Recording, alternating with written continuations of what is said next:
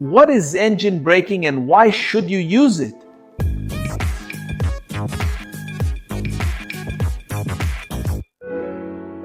Hello engineering enthusiasts! Have you ever noticed that the car slows down on its own when you take your foot off the accelerator on a long downhill?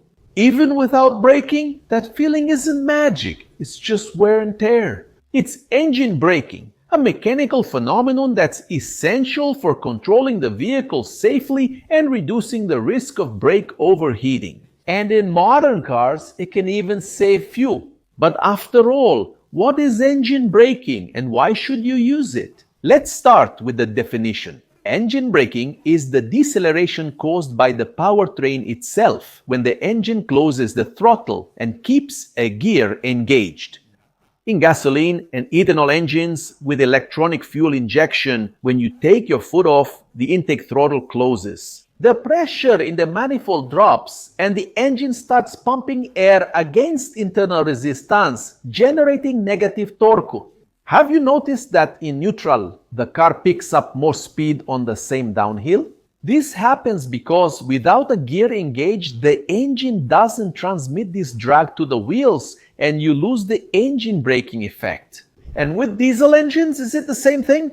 Unlike gasoline engines, many diesel engines don't have a traditional throttle valve, so the natural braking from pumping is less. Still, there are mechanical losses and air compression, which create some drag. In heavy vehicles, to increase deceleration, auxiliary systems come into play, like the decompression brake, the famous Jake brake, which opens the exhaust valve near the top of compression and dissipates the energy of the compressed air. And the exhaust brake, which restricts the exit of gases, creating back pressure. Have you ever heard that loud rumble from a truck going down a mountain? Many times it's the decompression brake in action, which is very effective but also very noisy. And why does that matter in practice, especially on long descents? Because relying only on the service brake with pads and discs heats up the system quickly.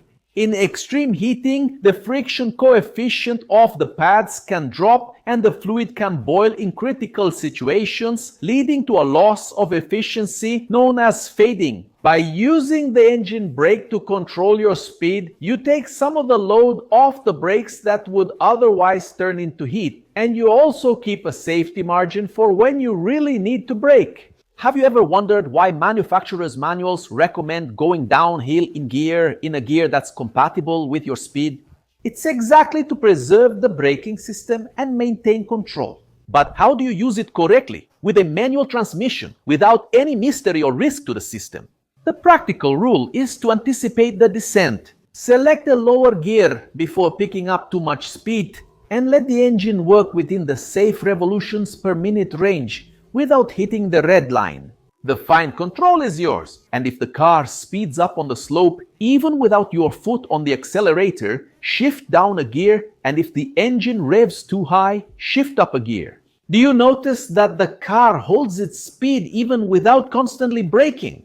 That's the ideal engine braking point for that slope, preserving the brakes for any necessary corrections. See how control and technique like engine braking make all the difference in safety and efficiency? But getting back to the topic, in automatic and continuously variable transmission cars, is it really possible to have true engine braking? Yes, and in an increasingly smarter way. Many automatics downshift on their own when they detect a slope and prolong braking, raising the revolutions per minute to hold the car back. If your car has a manual mode or paddle shifters, you can induce downshifting at a safe revolutions per minute and maintain engine braking. In continuously variable transmission L, B, or S modes, usually increase engine braking by simulating a lower gear ratio. Have you checked the manual to see which position is recommended for going downhill? This simple choice greatly affects how much the car slows without overheating the brakes. And in the hybrid, what does that B on the lever or selector do? In hybrids, like several Toyotas, the B mode prioritizes deceleration using the hybrid system. First, it uses electric regeneration to recharge the battery. And when the battery regeneration is saturated or the speed is high, more braking is applied using the mechanical engine, the combustion engine. The feeling is of stronger engine braking when you take your foot off, which is especially useful on mountain roads. Have you tried how the car holds differently between D and B when going downhill? The difference helps avoid continuous use of the pedal and keeps the system under thermal control.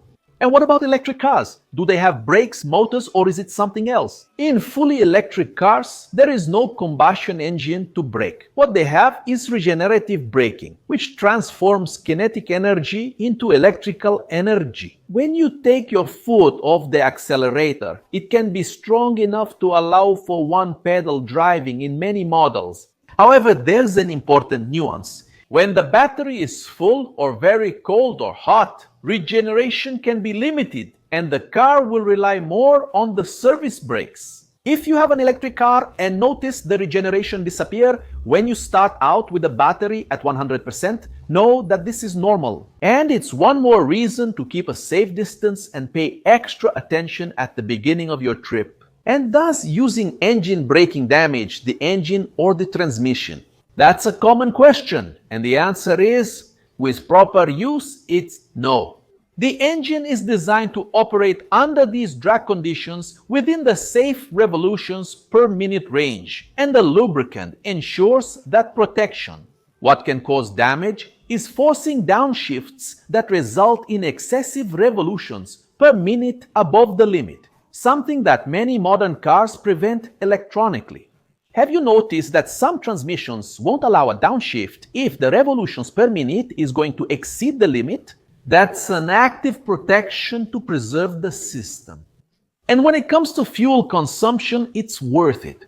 In cars with electronic fuel injection, there's a fuel cutoff strategy during deceleration or deceleration fuel cutoff. With a gear engaged revolutions per minute above a minimum limit and the throttle closed, the engine control unit simply cuts off the injection and the engine keeps spinning along with the movement of the wheels. In other words, while engine braking is active under these conditions, fuel consumption drops to almost zero. If you've ever seen the onboard computer reset the fuel consumption reading or show it at maximum while going downhill in gear, that's deceleration fuel cutoff in action, and it's an additional advantage compared to going downhill in neutral, which, besides being dangerous, keeps the engine consuming fuel to stay idling. And are there situations where using engine braking requires caution? On surfaces with very low grip, sudden downshift that greatly increase the negative torque on the drive wheels can cause slipping. That's why in heavy rain, gravel, or ice, it's best to make progressive and smooth downshifts, taking advantage of the car's traction and stability control whenever possible. Ever felt a jolt when downshifting on a wet surface? That feedback is an invitation to modulate your downshifts in advance and smoothly, keeping the car balanced. And in the end, why should you use engine braking in your daily driving? Because it increases safety by keeping the car under control on descents, preserves the service brakes from overheating, improves energy efficiency in vehicles with deceleration fuel cutoff, and in hybrids and electrics, it even recovers energy. Next time you face a mountain road, how about selecting the gear before the slope, taking your foot off the accelerator and noticing how the car stabilizes effortlessly? It's a simple technique taught by manufacturers and driving schools that makes all the difference for your safety and the health of your vehicle. If you've made it this far and enjoyed the video, take a moment to subscribe if you haven't already, leave your like, and activate the notification bell. And if you find our content interesting, consider becoming a member to help us keep producing content here on the platform and to be remembered in our videos. So, do you already use engine braking in your daily routine, or are you one of those who just coast downhill in neutral? Leave it here in the comments, I want to know. Right here on the side, there are 2 interesting video options that you need to watch to expand your knowledge and explore your curiosity. And if you want to support us, leave your like, subscribe to the channel, turn on the bell, and consider becoming a channel member.